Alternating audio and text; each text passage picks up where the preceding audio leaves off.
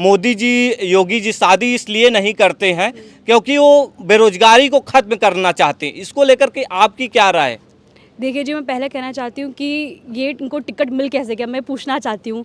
क्योंकि मुझे लगता है जो भी बीजेपी पार्टी सरकार है, इनको नफरत है। इनको नफरत किससे? संविधान से नफरत। इनको नफरत है। रेट कितना जो यही जो स्मृति ईरानी जी सिलेंडर लेके चलती थी यहाँ वहाँ, वो कहाँ है? उनसे क्वेश्चन पूछिए ना। मीडिया है, आपका क्वेश्चन पूछिए। आप मेरे से क्वेश्चन पूछिए, उनसे क्वेश्चन पूछिए।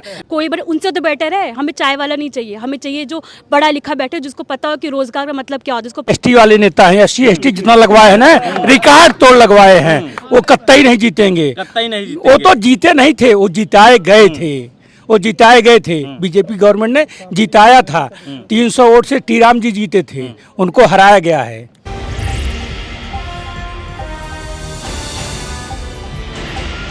नमस्कार दोस्तों, मेरा नाम है प्रमोद गुप्ता और आप देख रहे हैं जय भारत न्यूज। इस वक्त मेरी मौजूदगी मछली शहर लोकसभा में है और आपको बता दें कि समाजवादी पार्टी ने यहां से प्रिया सरोज पर भरोसा जताया है। वहीं पर जो है BP सरोज फिर से मैदान में है, चुनावी मैदान में है और कितनी जोरदार एक टक्कर होने वाली है क्योंकि BP सरोज और प्रिया सरोज जो है आमने सामने। बहुत बहुत स्वागत है आप पर, समाजवादी पार्टी ने भरोसा जताया है, क्या कहना चाहेंगे? जी धन्यवाद। पहले आपके दर्शकों को और बाकी चैनल को जितने यूट्यूबर्स जितने भी हैं सबको उनको नमस्कार। माननीय श्री अखिलेश यादव जी ने मुझे संविधान बचाने के लिए मछली शहर लोकसभा से टिकट दी है ताकि मैं लोगों के बीच में जाकर उनकी आवाज़ उठाऊं और लोकसभा में जाकर उनकी आवाज़ उठा के उनके लिए काम करूं। दूसरी बात, मैं भाजपा सरकार को कहना चाहती हूँ 400 पार का नारा लगाती है, बट मुझे जितना पर लग रहा है और सबको जनता को समझ में आ गया है 400 हार होगी उनकी इस बार।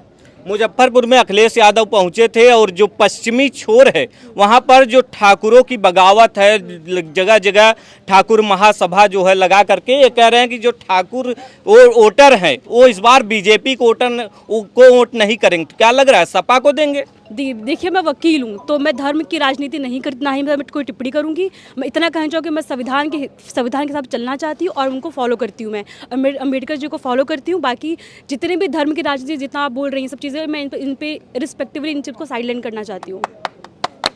रोजगार पर बहुत भयंकर बवाल मचा हुआ है क्योंकि दिनेश लाल यादव निरहुआ ने एक बयान दिया है, एक चैनल को इंटरव्यू में देते हैं, कहते हैं कि मोदी जी योगी जी शादी इसलिए नहीं करते हैं क्योंकि वो बेरोजगारी को खत्म करना चाहते हैं। इसको लेकर के आपकी क्या राय है?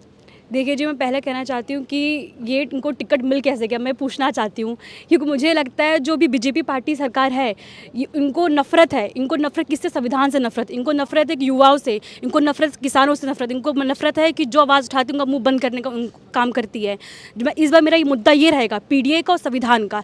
इन्हीं चीज़ को लेकर मैं लोगों के बीच में जाके आवाज़ उठाऊँगी। मैं पिताजी भी सांसद रहे हैं, आपका भी कहें पहली पारी होगी तो कितना चुनौती मानती हैं इसे? देखिए, आप मेरी योग्यता पे सवाल कीजिए। अब ये मत कहिए कि पिताजी है मेरे, ये मैं कैपेबल हूँ और शायद मैं सबकी आवाज़ रख सकती हूँ लोकसभा में। आप मेरी योग्यता पे सवाल करिए। क्या क्या मुद्दे होंगे? मछली शहर के जनहित के मुद्दे क्या होंगे? अभी मैं रास्ते में आया तो वो रेलवे ट्रैक है, वहाँ पे बहुत जाम रहता है, वहाँ ब्रिज बनवाने का काम करूँगी मैं।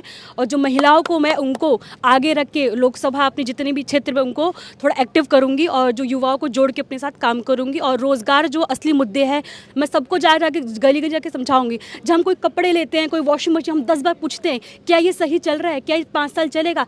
तो मैं सबसे यही बोलूँगी कि जब वोट करने जाए अपने कि कोई भी नहीं, चाहे मैं हूँ चाहे बीजेपी, उनसे पूछिए कि आपने मेरे बच्चों के लिए क्या किया, आपने शिक्षा के लिए क्या किया, आपने अस्पताल के लिए क्या किया, आपने नौकरी कितनी दी, तब आप वोट दीजिए। आप जनता के बीच जा रही हैं तो मोदी सरकार को लेकर के क्या जनता कह रही है और इंडिया गठबंधन को लेकर के क्या जनता के मन में क्या है? कह रही हूँ इस बार अलायंस जीतने वाली है, क्योंकि जब चौकीदारी चोर हो तो देश का क्या हो सकता है बताइए। 10 साल से जो इस पर 2 करोड़ नौकरी कहाँ है पर साल? 15 लाख आपकी जेब में आए, मेरी जेब में तो एक बार भी नहीं आया। जो किसानें 700 मर गई थी दिल्ली में, उनको आप टुकड़ों टुकड़ों की गैंग कह रहे थे, उस टाइम कहाँ थी बीजेपी सरकार? और जो मणिपुर जो महिलाओं के साथ गलत हो रहा था उस टाइम बीजेपी सरकार कहाँ थी? तो ये तमाम जो मुद्दे मैं उठा के लेके जाऊँगी और लोकसभा में अपनी लोकसभा को रिप्रेजेंट करूँगी। वहाँ पे लोकसभा में जो है जनता के मुद्दे को आप उठाएंगी, लेकिन जो एक तरह से महंगाई पर, बेरोजगारी पर ये सवाल भी लोग कर रहे हैं, लेकिन कह रहे हैं कि इंडिया अलायंस का जो है प्रधानमंत्री कौन होगा? मान लीजिए कि जीत भी जाती है तो इनमें फिर प्रधानमंत्री की एक अलग से रेस होगी, तो क्या लग?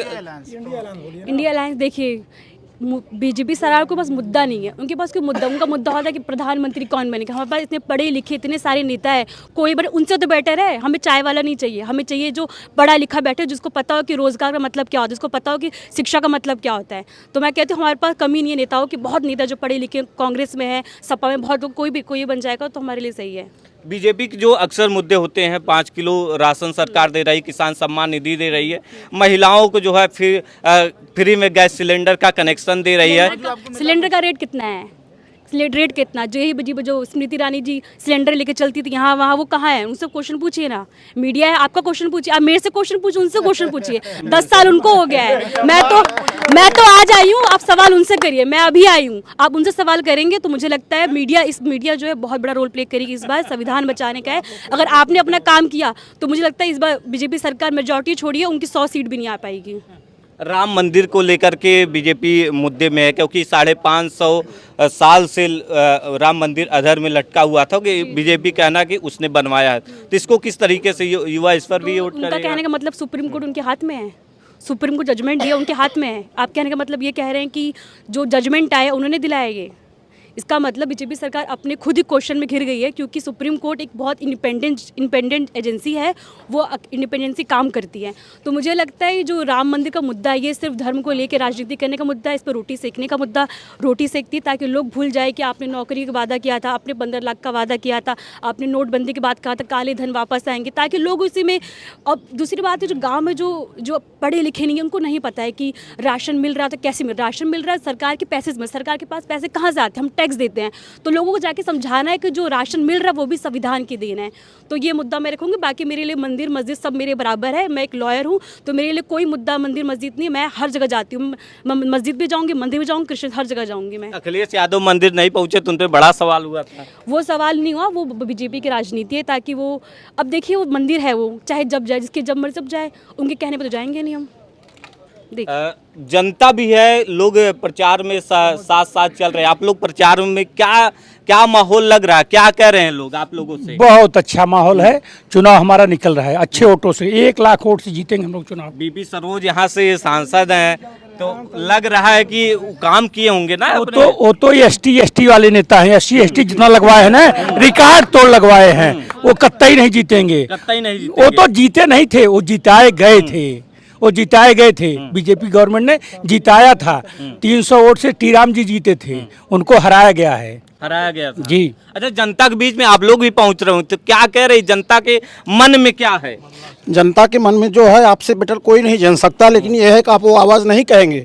जनता चिल्ला कर रही है, महंगाई से परेशान है, डीजल पेट्रोल से परेशान है, गैस से परेशान है। आपके घर भी बच्चे एग्जाम देते होंगे, पढ़ने वाले होंगे, उनकी परीक्षाएं लीक हो रही। इस लीक सरकार से आप क्यों नहीं पूछते? परीक्षाएं जो लीक हो रही फिर कब होंगी? कोचिंग इतनी महंगी हो गई है, संस्थानों की फीस इतनी महंगी हो गई है, सरकार साहब सवाल करते हैं? इतने दिन कोचिंग करने के बाद जो बच्चा 6 महीने बैठा रहेगा, उसके बाद परीक्षा लीक हो जाएगी, फिर दोबारा जाएगा कोचिंग करने, उसका पैसा कौन देगा? और भी कुछ लोग हैं, क्या कहना चाहेंगे भैया? आदरणीय प्रिया जी को जब से टिकट मिला है, कई लोगों की बीपी बढ़ चुकी है। आपके माध्यम से बम्पर 1 लाख वोटों से जीतने जा रहे हैं हम। 1 लाख वोटों से जीतने जा रहे हैं जी। तो फिलहाल अभी हमारे साथ खास बातचीत करने के लिए प्रिया सरोज थी, हम खास बातचीत कर रहे थे और इन्होंने कहा कि इस बार 1 लाख वोटों से जीतेंगे और तमाम मुद्दों पर उन्होंने बातचीत की। फिलहाल आप क्या सोचते हैं, हमें अपनी राय जो है कमेंट बॉक्स में जरूर बताइएगा।